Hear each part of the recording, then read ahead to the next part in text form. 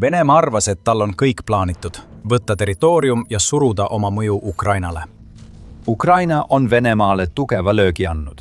Ukrainas levib suur derussifitseerimise laine, mis hävitab Putini vägesid kõikjal, kuhu see jõuab. Okupatsioonialad võetakse tagasi. Venemaa mõju lõpp on lähedal. Midagi on alanud ja Venemaa ei suuda seda peatada. See miski on pealetung. Sügaval kaagus hävitavad Ukraina väed Venemaa sõdureid igal sammul.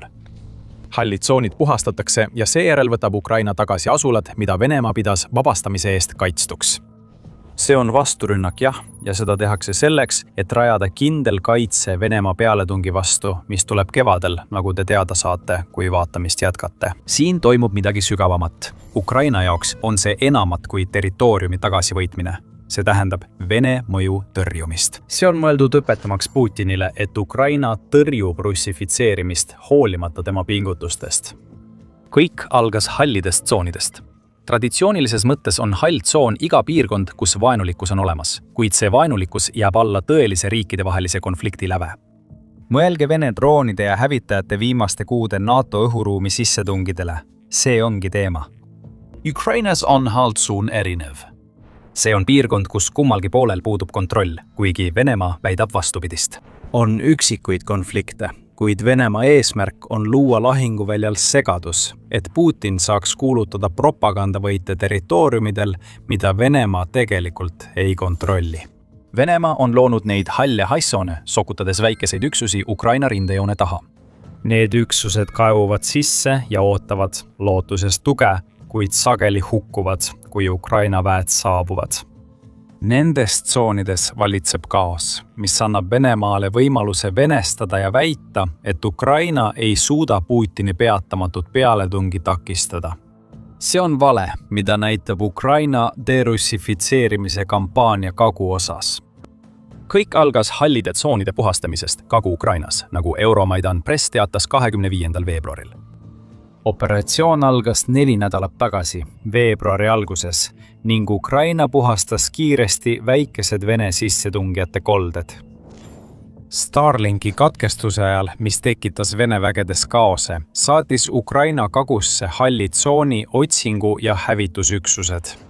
See ulatus umbes 30 kilomeetrit kaugusele Ukraina kontrolli all olevast Pokrovska asulast Dnipropetrovski oblastis kuni Venemaa kontrolli all oleva Huljapola linnani Zaporižja oblastis. See hall tsoon oli ohus venestuda, kui Ukraina poleks midagi ette võtnud. Ukraina surus peale, otsis ja hävitas ning saavutas kontrolli halli tsooni üle. Nüüd on ta eesmärgid muutunud ega keskendu enam ainult sissetungijatele. Ukraina astub suuri samme, et vabastada Kagu-osa igaveseks Vene mõjust. Ukraina vallutab tagasi palju asulaid ja territooriumi. Kui hall tsoon oli puhastatud, sai pealetung alata ja kuigi Ukraina on mitmed asulad tagasi vallutanud, millest räägime kohe lähemalt, on selle kõige keskmes Tanova küla. Tanova asub Dnipropetrovski oblastis, Zaporižja ja Donetski piiri lähedal ning oli enne sõda väike üle 300 elanikuga küla. Nüüd on see Ukraina vägede tänu derussifitseerimise sümbol. See oli Ukraina Kagu vastu pealetungi esimene tagasi vallutatud asula ja küla, mis pani aluse kõigele järgnevale. Kõik algas 21. veebruaril, kui Thorkil 65X konto jagas pilte ja kirjeldust Tanovas toimunust. Ukraina 425. ründepolgu teise pataljoni üksused alustas pealetungi asulasse. Kaevikutes olid ka Venemaa 69. kattebrigaadi liikmed, kes hõivusid asula mõni nädal varem. Ukraina rünnak oli lühike ja piisav. Kuna Venemaa väed olid pärast sidekatkestust segaduses, lõpetas Ukraina Tanova derussifitseerimise rekordajaga. Pärast asula kontrolli saavutamist valmistus Ukraina sügavamaks pealetungiks Kagusse, sihiks Berezova vallutamine. Tanova oli Venemaale signaaliks.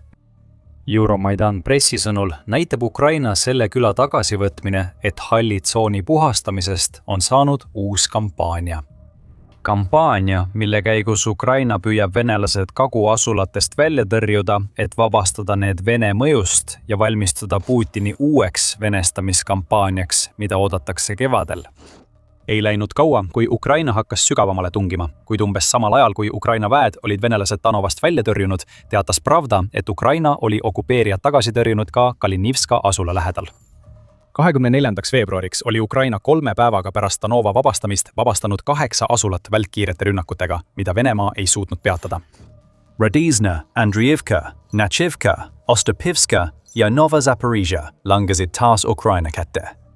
RBC Ukraina sõnul polnud neis asulates 2 nädalat enne 24. veebruari Vene kohalolekust märke. Danova võis olla esimene vabastatud asula, millest kuulsime, kuid mitte esimene, mille Ukraina puhastas. Siin toimub asulate derussifitseerimise kampaania, mis tundub olevat alanud halli tsooni puhastamisega. See on loogiline. Venemaa infiltraatorid varjuksid purustatud asulatesse. Nende väljaajamisega vabastas Ukraina külasid ja linnu ning hävitas Vene mõju Kagu-osas.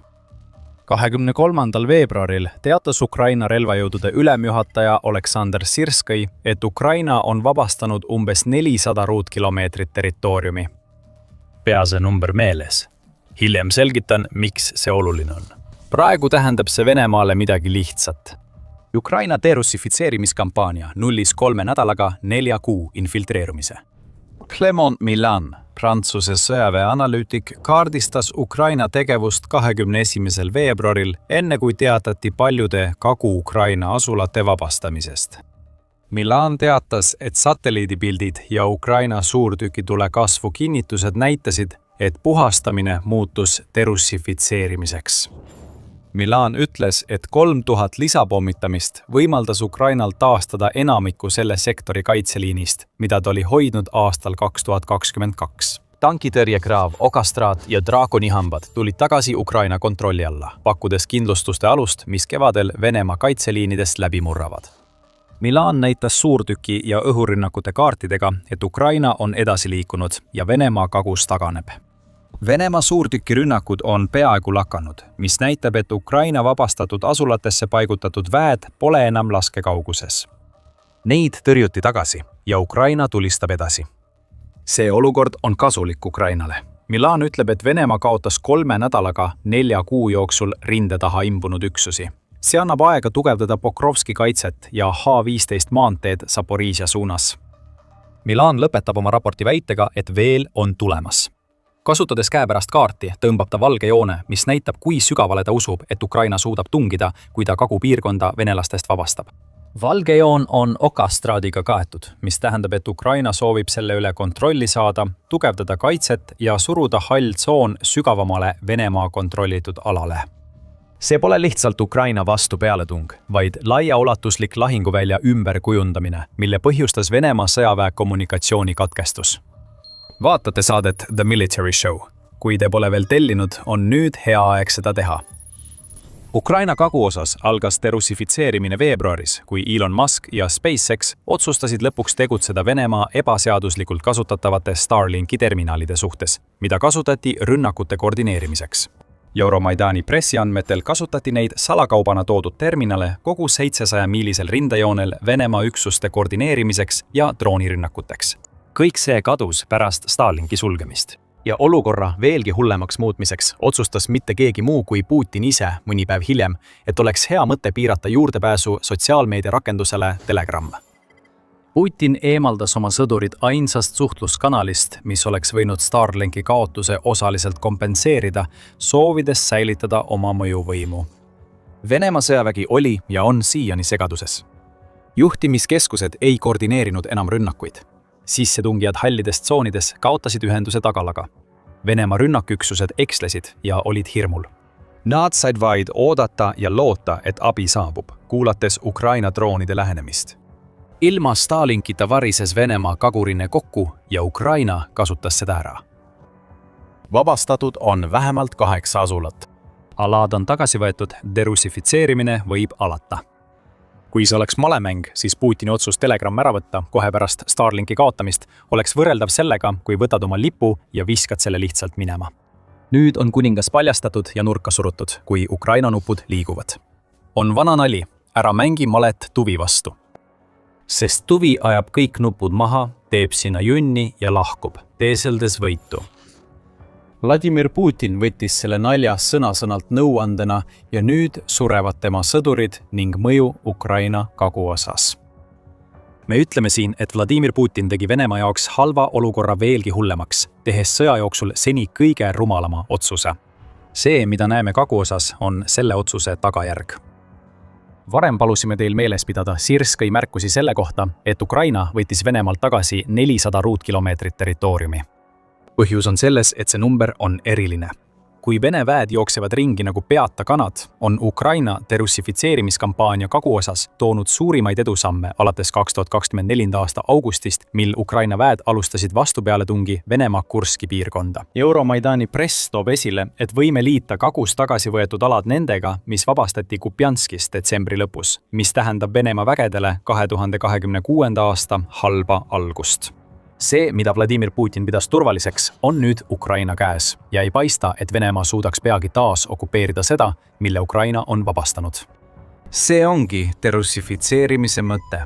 Uurime ka, mida Ukraina on teinud Venemaa mõjust vabanemiseks väljaspool lahinguvälja selle video lõpus. Kõigepealt tasub keskenduda sellele, mis juhtus Kupjanskis, sest see linn oli omamoodi eelkäija kampaaniale, mille Ukraina on käivitanud Kagu-osas. 2025. aasta novembris väitis Venemaa, et on Kupjanski vallutanud ning kordas seda detsembri keskel. See oli julge väide, sest Venemaa polnud Kupjanskis võimu haaranud.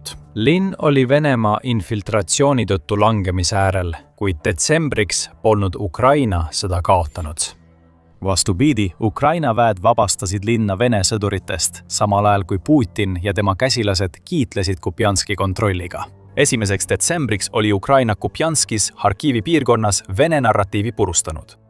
Linn polnud Venemaa käes, vaid Ukraina oli selle peaaegu vabastanud. Detsembris, kui Venemaa väitis, et kontrollib linna, valdas Ukraina siiski 90% sellest. Sellest ajast on Ukraina Kupjanski suunal edasi liikunud. Euromaidan pressiandmetel vallutasid Ukraina väed Kupjanski suunal 11.